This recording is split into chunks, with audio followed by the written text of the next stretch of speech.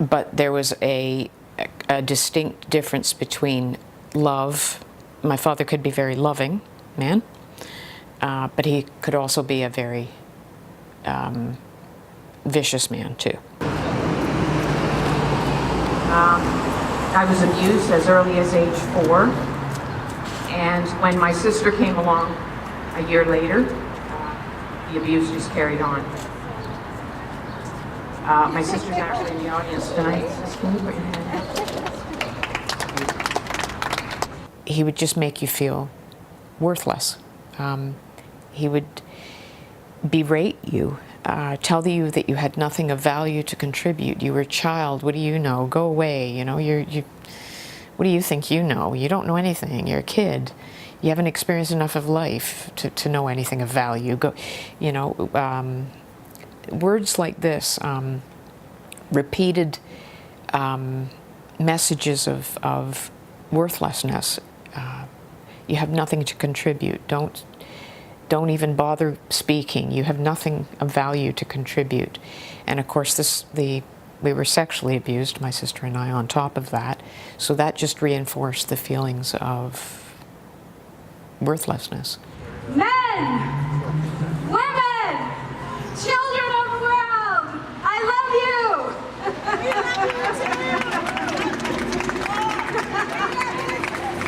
Today, though, I send love and good vibrations to those women and girls in the world whose lives have been touched by violence. I think whoever it was, the organization that originally came up and created Forgiveness Day, I think they had an agenda where they were looking at the benefits of forgiveness. I so wanted your respect, your acceptance, your protection, What else was there? Your love, your affirmation.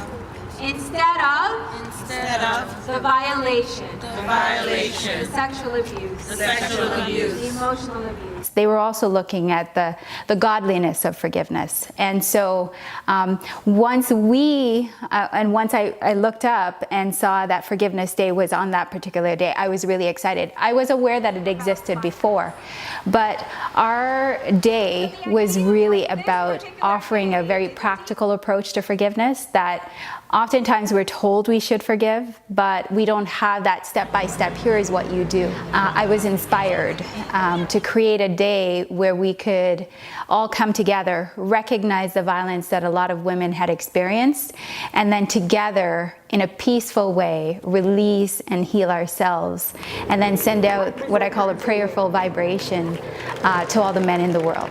I always say that people who we forgive, they sense it. And so what we want to do is create peace by helping other people experience the peace that's within us. I had anger issues and things of that nature that I was trying to deal with. Anger toward my father, of course. And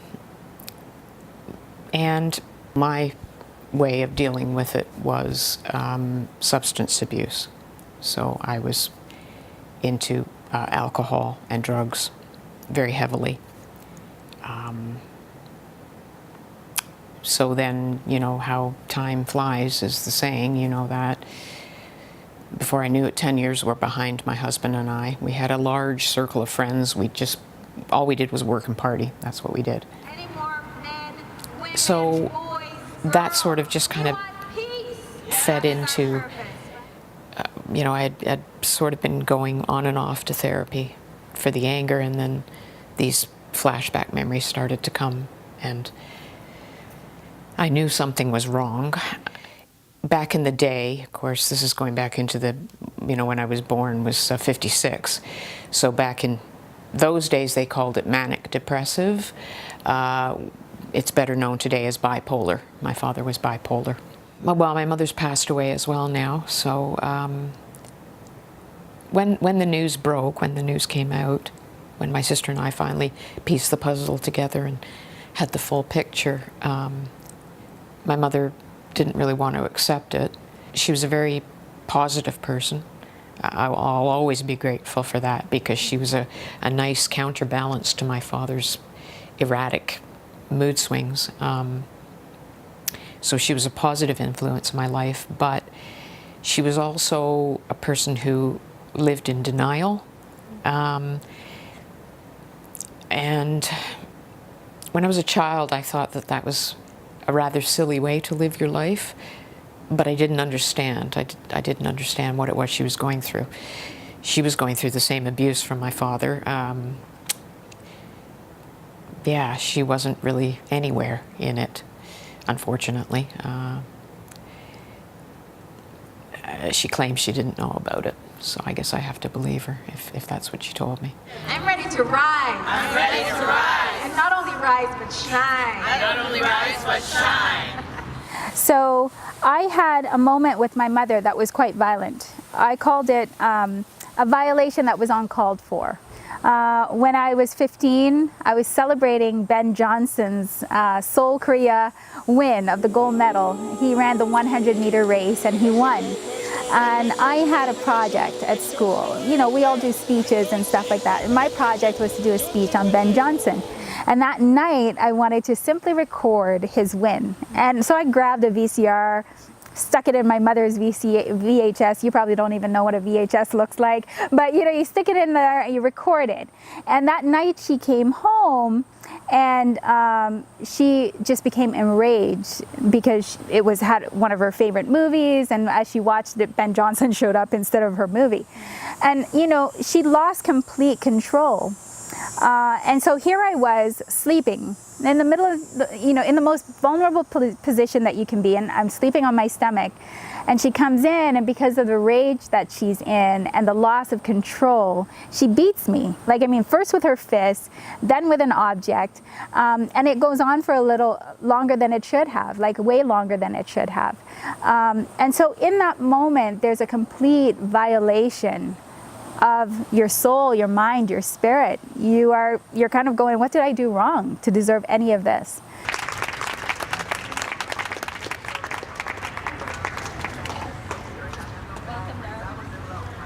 Silent tears run down my face. Mommy will always make things better. This isn't right. Something just doesn't feel right. Her hands began to unbutton my pants, and she spread my legs apart.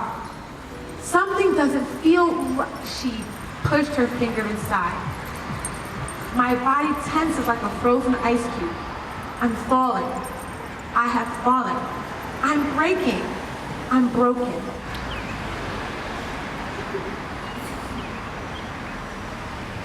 I was sexually molested as a little girl.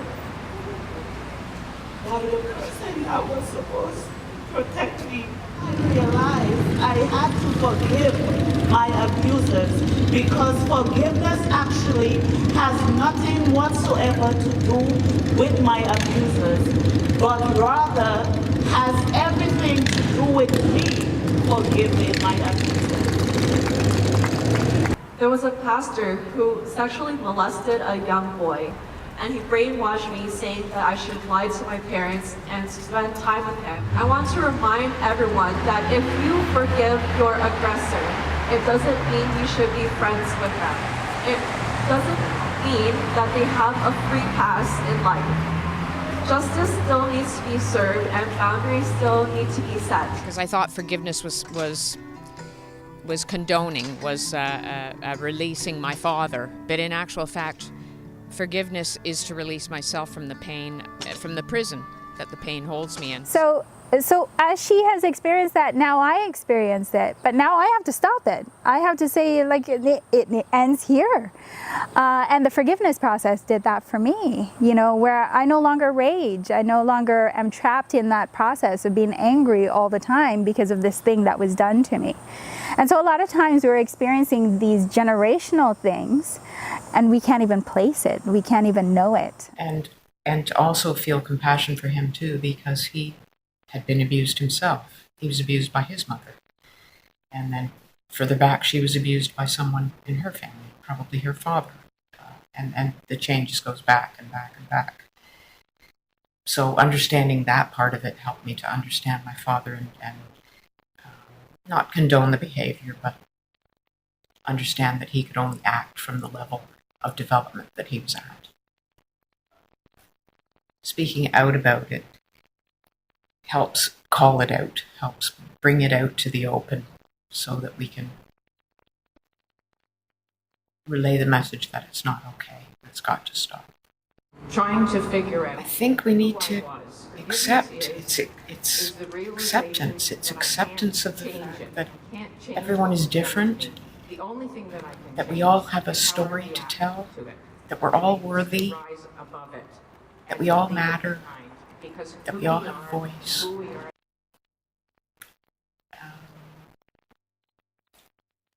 And that each of us has value, each of us has a gift that we bring to the world. And we should encourage that. So this is my little book of poetry.